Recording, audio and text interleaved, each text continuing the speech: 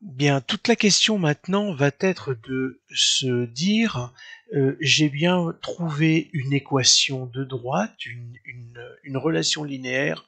J'ai une relation linéaire forte entre x et z. Autrement dit, je peux dire que z est égal à ax plus b.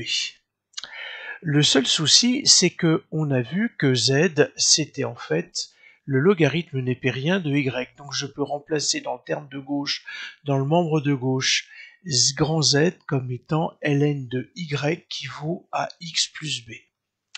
Et puis finalement, ce que je vais faire, c'est que je vais prendre la fonction réciproque du logarithme népérien, c'est-à-dire la fonction exponentielle. Donc je prends l'exponentielle de ln de y qui vaut l'exponentielle de ax plus b. Et l'exponentielle d'un logarithme me donne en fait la valeur du logarithme, c'est-à-dire je retrouve y qui vaut exponentielle de ax plus b. Et dans les propriétés de la fonction exponentielle, l'exponentielle de a plus b, c'est égal à l'exponentielle de a facteur exponentielle de b. Vous pouvez prendre n'importe quelle valeur pour a et pour b et vous devriez retrouver.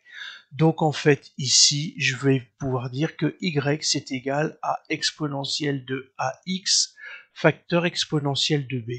Or exponentielle de b, c'est une valeur, je vais pouvoir l'appeler grand B et dire que finalement que y c'est égal à grand B facteur de exponentielle de ax.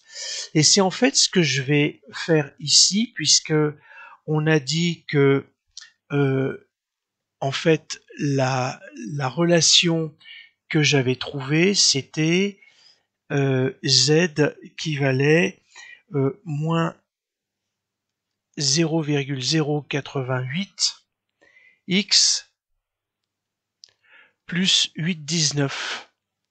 Et donc en fait, je vais pouvoir résoudre ln de y comme étant moins 0,088x plus 8,19.